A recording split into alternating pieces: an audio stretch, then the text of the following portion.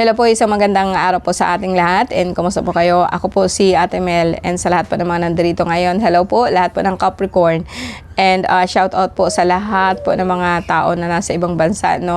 Thank you very much for tuning in and dito magbibigay po ako ng tawas kada linggo and sa lahat po ng zodiac. So ngayon nasa Capricorn na tayo. Same, very easy po, isipin po ninyo nandito kayo sa aking harapan. And nasa tagiliran po ang aking altar kasi po brown out po, no. So sinusulit ko po yung oras ko and kahit pa paano po makapag-record ako and ma-upload ko kaagad kapag dumating na po yung kuryente, no. Dito sa amin ang hirap ng kuryente, no. Anyway, yes, isipin po niya na dito kayo sa akin sa harap. And magbigay po ako ng dasal, but first of all, you have to tune in. Isipin po ninyo ang araw na nakatutok po siya dito sa inyong noo, sa inyong temple. I-absorb po ninyo siya hanggang sa paa talampakan. And by doing that, no, parang makaka-receive po kayo ng energy po ng universe po natin. And try po, no. Let us begin. Okay. Hingang malalim. Release. Okay. Hingang malalim. Release. And hingang malalim. And isipin po ninyo, nasa presensya po kayo ng Ama. Diyos amang makapangyarihan, basbasan mo po kaming lahat sa pamamagitan ng pangalan mo, Kristak, Ortak, Aminatak, Hokmitak, Aminatak, Hiptak, Doay, Milumiat, Hokbi, Veronica, O Baramdakak na, and Jesus Domini Eterno, Jesus Domini Di, Jesus Rixum Dium, Jesus Emmanuel Ja, Salvador del Mundo, Akdo, Akdum, Jesus Cristo Yeshua, Salva mi Jahaha. Okay, I also ask for the blessing, no, sa mahal po na ina na nawa po basbasan po ang bawat isa po sa atin, ang ating mga mahal sa buhay, ang ating karamdaman po, no, na hindi po magtatagal sa ating katawan. And thank you guys, no, thank you very much, no, and I really feel yung energy po ng mahal na Ama at saka yung mahal na ina, no. So let's begin, no, Capricorn. Okay, sa lahat ng Capricorn, sa inyo po to. Okay, manama, perceive success. Masyado pong ang Capricorn. Kasi ang Capricorn kasi is earth element, no? Sa inyo po itong mundo namin, nakikitira lang po kami, no? Sa inyo po to mga Capricorn. And sa inyo po to, number 10, ang Capricorn. 10 weeks, 10 months, no? Ang layo po ng Kasi number 10 is 1, Capricorn. No? And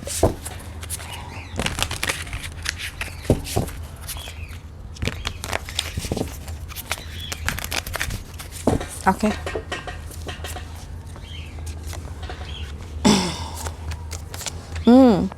Ito'y parang meron ako nakitang malaking entity sa balikat mo, no? So alisin po natin.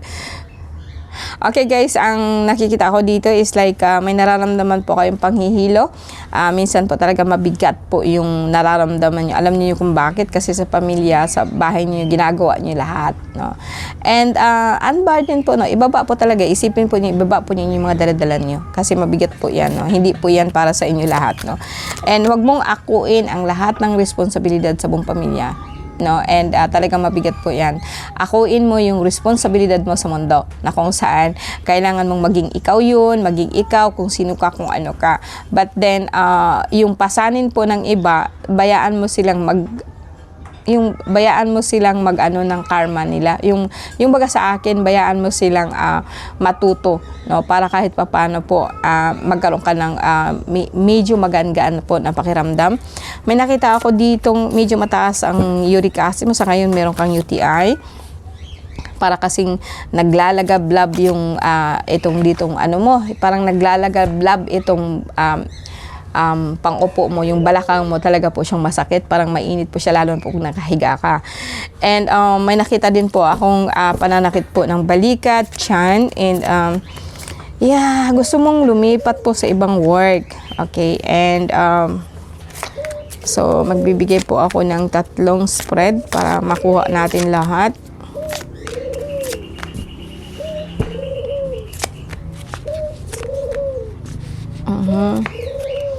Lahat po to ng Capricorn. And at least hindi na masyadong maano yung ano, no? Hindi na masyadong maano yung ubo. Hindi na masyadong, itong unang ano ko talaga pong lahat po siya ubo. Pero ngayon kasi medyo maganda ng panahon, no? Hindi na masyadong ano ang ubo. Hindi na masyadong uso dito sa amin ang ubo. Well, anyway, sa ngayon po, kung titignan po natin, there is Magician, Two of Cups, and parang sabihin natin po na Seven of Wands, no? Clearance, no? And sa ngayon guys, kasi ang nakikita ko sa inyo, majority po ng card mo is positive. Iilan lang po dito ang nararamdaman kong sakit, no? It's just like parang pagod ka, yung UTI mo, no? Di masyado ikaw nakainom ng maraming tubig, sumasakit ang likod, paa, tuhod, ang paa mo parang medyo tinutusok siya, no? But then, hindi siya ganun kagrabe kung titingnan ko when it comes to sickness, no?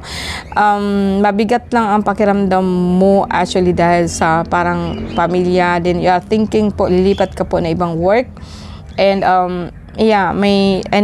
sentro, medyo may plema ka, no? Medyo may ubo ka, pero hindi naman siya ganun kalala, no? It's okay ang likod mo, okay yung clearance mo. Yung likod mo kasi is like yung dito sa baba, no? Hindi siya yung sa ano ng likuran po natin na parang katugma po siya ng parang bronchitis or pneumonia, no? Parang dito sa likod yan masakit o may TB ka, pero sa ngayon kasi no, that's not the case, no?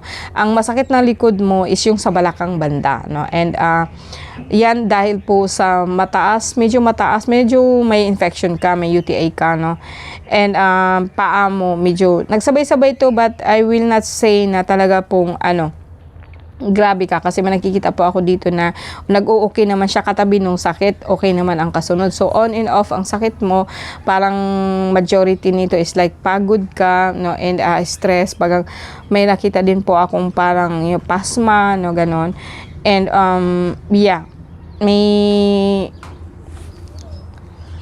sa positive thinking po ng card po natin, or sa positive side po ng card natin, is just like, yes, merong gumagawa sa'yo para po mahirapan ka sa pera. And ito kasi parang naikulong siya ng asawa mo. Palayain po natin siya, kaya po masakit lagi po ang balikat mo or paa, no? Tuhod, ganon. Kasi parang lagi nagugutom kasi sila. Pero hindi naman ito naikulong kasi di man sila nasa labas naman. Pero more on, sorry guys, no, sa unang sa unang card ko, sa unang naisabi ko sa inyo, ikaw po talaga is like nagsisikap ka din po, no? Ikaw kasi yung nagpo-provide sa buong family. So, wala akong masyadong nakikita dito na so na grabe po na sakit. As I said, UTI lang. And parang umiikot lang yung card mo, parang ang mind mo umiikot po siya. Wala kang actually totaling plano, wala kang meron ka sanang kontrata na panibago, pero ito'y kung sakasakali po na nasa ibang bansa ka, ha, kasi parang dito kasi yung amo mo gusto kang i-recontract ulit, kaso lang ikaw po ang umayaw, and gusto mo na po lumipat po na ibang work, no? Kasi nga po itong amo na to is like lagi pong nakatingin sa iyo, nakamasid. Pero itong matanda to, medyo mabait to, ha. And itong mag-asawa to, nagugustuhan kanila, bakit ayaw mo na sa kanila, no? And sa lahat po ng parang sa lahat po sa inyo, hindi naman po lahat po dito is like nagtatrabaho sa ibang bansa, pero may nakita po akong kontrata, mayroong mag-asawa na nagugustuhan ka, and kaya lang po may nagsisilos doon, no? May nagsisilos lang doon. Ito yung scenario na nakikita ko. Pero when it comes to sickness, medyo may balis kang konti, pero hindi naman siya ganun kagrabe, nawawala naman siya. And ang sugar mo medyo mataas, so ilaylo mo yung pagkain po ng matatamis to, kasi natamaan na po ang isang yun nga po, mataas ang UTI mo dahil sa kakakain po ng mga matatamis. And mostly when it comes to money, abundance, yes, gusto mo lang pong lumipat, pero wala po ikaw intention po na like severe talaga po na plano na gusto mong mabago ang buhay mo. I think Capricorn is very ngayon, hindi sila stagnant, like cool lang po sila, no. Hindi po sila nag-a-aspire po ng mas mataas, hindi po sila they just accept what it is, and yun, kompleto din siya kasi may boyfriend, girlfriend din po siya na mag-aasawa na siya, ganun. And parang naka-focus po yung work niya, hindi lahat naka-focus po sa I mean to say, ang card na to, hindi lahat naka-focus sa sakit, or hindi po rin naka-focus sa work, no. More on naka-focus sa half sa work niya, yes, pero not entirely, kasi meron po siyang lumabas po dito ang Two of Cups, na kung saan parang talaga pong naka-focus din po siya sa love life, no. And love life, and parang di ko man kasi masasabing balance or binabalance po niya, no. Like hindi siya nagpaplano sa ngayon. Parang kulang po ang Capricorn sa ngayon na linggong to. Parang okay lang, ang mind mo kasi is just nakaset ka po sa isang bagay, pero not really so baga sa akin kulang, wala kang, di ka nag-a-aspire po ng any changes po, hindi din po ikaw stress. Parang sa akin nga lang po is kung may work ka, gusto mo lang po lumipat ng ibang work kasi parang sawa ka na, and eto naman po parang itong parang wala kang pera pero hindi ka naman actually nai-stress so may mga bagay po na talaga pong cool ka lang po at this time, no? Parang okay, yung chill lang baga, no, kung gano'n. Siguro sa ngayon po, ganito yung energy ng Capricorn. So, sa inyo guys, sa Capricorn, pag masama po lagi ang katawan nyo, like kung may UTI ka po, pwede po sa inyo ang pansitan kung nandito ka sa Pilipinas. Kung halimbawa, hindi naman po, kung nasa ibang bansa ka po, alam niyo yung reed beads. Okay, kung nasa ibang bansa ka, like Middle East, no, ang reed beads at saka ang alam niyo yung i-grate po siya. Pagkatapos noon, ilagay mo siya sa isang cup, and then lagyan mo siya ng mainit na tubig and takpan. So, hindi mo siya iluluto o hindi mo siya pakukuluan. Lutuin mo siya doon. And after that, kainin mo po ito lahat. Mag-ihi ka po niya ng mag-ihi, no? Lalo na po yung mga maiitim po na mga natin, mga sa cleanse, magki-cleanse po yung natin, yung kumaga sa akin pantog, maglilinis po siya, no? And bawasan mo yung matatamis, and kung halimbawa naman kung nasa area ka po ng Asia or kung dito ka sa Pilipinas, pwede din po yung alam niyo yung luyang dilaw. It means to say, luyang dilaw talaga po. Ang gagawin, or turmeric na orange. Presko po ito ha. Ayoko po nung gawa na. So, ang gagawin po ninyo doon, i-grate din po ninyo yun. Pagkatapos ilagay po dito sa cup, lagyan po ng mainit na tubig. So, medyo malaki-laking cup. And then, lagyan siya ng mainit, takpan. And then, kung kaya na po ninyo, pwede nyo siyang lagyan po ng, kundi ako nga is like, inumin mo lang po siya as is, no? Pero pwede po ninyong lagyan ng kunting honey and lemon. Mas masarap po siya. Pero, kung gamitin mo siyang gamot, gusto ko plain lang po talaga siya. Yun lang po ang ko sa inyo guys. And tingnan po natin dito. I-close ko siya. Ano lang po ikaw ngayon? Cool ang mga Capricorn ngayon. Cool lang kayo, no?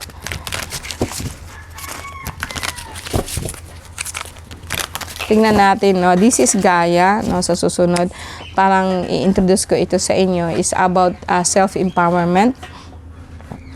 Faith. Okay, it says all. Ito yung lumalabas po dito guys. Andito din naman po lahat ng mo.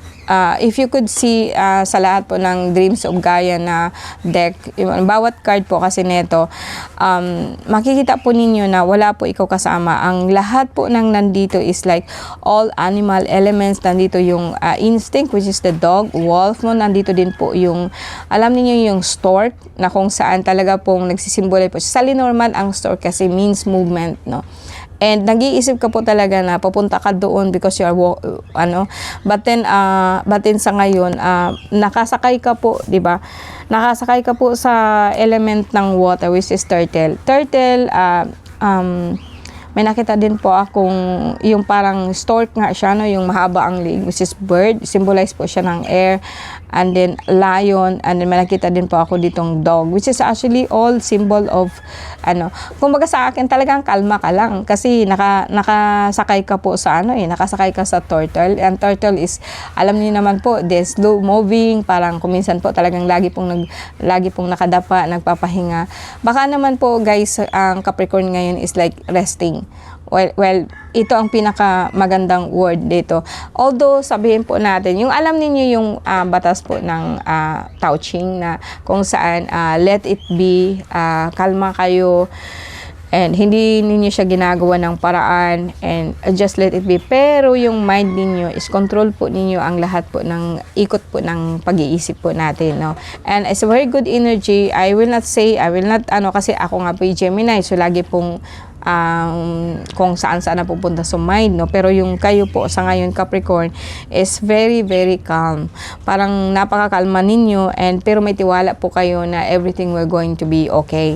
So ito yung card na nakikita, no? It's very good guys, no? Kasi ito dito kasi parang talagang kahit anong gagawin ko sa card, kahit saan ko siya titingnan na anggulo, yung umiikot lang siya ba, yung ganun, umiikot lang po talaga siya, there is no way out. Parang sabi ko nga sa inyo is like kalma, and ito mabuti naman at nasagot po nito, no? Ito po yung tinatawag po natin na faith, tiwala lang, no? Like yung naniniwala ka na kahit wala ka pong ginagawa talaga in your mind or in action, pero everything will be okay, and accepting what it is. Ito yung pinakamagandang card din po, no? Parang sa scenario ko is like, you know, may sakit ka, may nararamdaman ka, but it's okay. It's part of pagkatao mo siguro sa ngayon. Part po ng pagod ka, part po ng para medyo tumatanda ka na or something like, it's okay, nawawala din yan. Or kung may sakit kayo, hindi nyo iniinda, no? Okay guys, napakaganda po ng card reading ninyo. So, basbasan po natin, no? Kahit papano. And wala po akong babaguhin sa inyo. Respeto ko po kung ano yung wish ninyo, no, na let it be, just be calm, no. So labas tayo, no. Ano na lang po ng sa krus na lang po, no, na parang magkaroon po ng liwanag wherever you are sa mind mo, no. And I really like your energy. I respect on what you are thinking right now. And sa pamamagitan nito, no, i-confirm lang po natin by praying po sa mahal na krus na siya'y magliliwanag po para sa iyo, no, and bless ka po niya or alalayan ka po niya whatever your decision is, no. Okay, sa ngalan ng Ama, ng Anak at ng Espiritu, and as Adam actum Adonai, Sancto Christo Cruxi Omnipotenti, Sancto Elovam Sempertenius, Deus Omnipotentis, Deus in Carli in Tierra, Sancto Cruxi Christo Jesus, Illumini Populi. Sa lahat po ng Capricorn dyan, wish you luck, and yes, good. Napakaganda po ng energy po. Okay guys, thank you very much po, no, and have a good evening, and thank you very much, and have a good week, no. So kita tayo susunod.